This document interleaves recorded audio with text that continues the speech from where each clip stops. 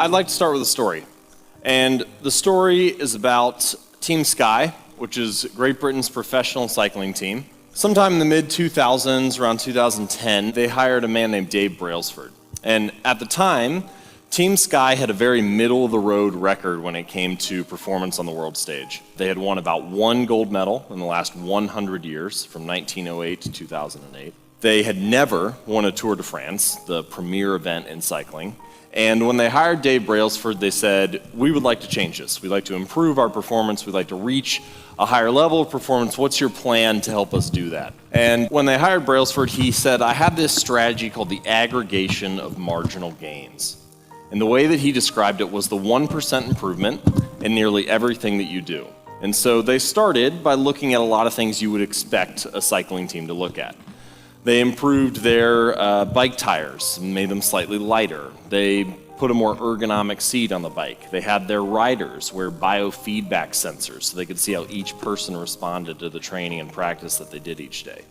They had their outdoor riders wear indoor racing suits because they were lighter and more aerodynamic. But then they did a variety of things that you wouldn't expect a cycling team to do. They split tested different types of massage gels to see which one led to the best form of recovery. They taught their riders how to wash their hands to reduce the risk of infection and keep them healthy. They even figured out what kind of pillow led to the best night's sleep for each rider, and then brought that on the road with them to hotels.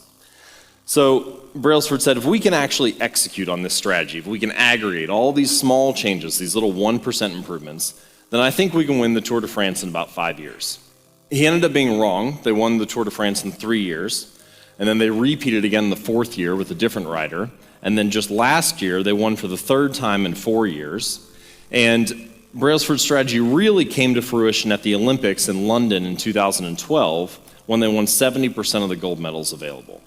And so what I'd like to start us off with is the idea that small improvements actually can add up to a very significant change in a relatively short period of time. And this is just basic math, all right?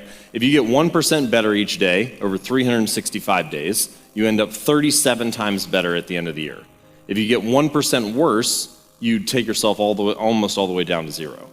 Now, you might say, okay, well, 1% improvements are nice, but clearly no one is going to get 1% better every single day. So is that ever enough to accumulate to anything, considering that we're not going to be perfect all the time?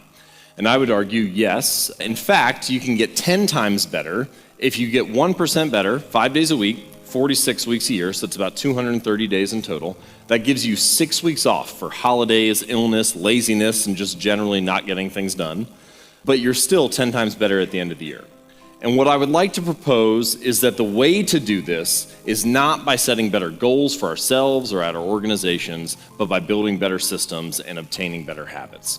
In fact, you could say that the goal had never changed. They wanted to win a Tour de France each year. They wanted to win Olympic gold medals. It wasn't the goal that made the difference. Instead, it was their system, the way that they applied those improvements in a 1% basis day after day.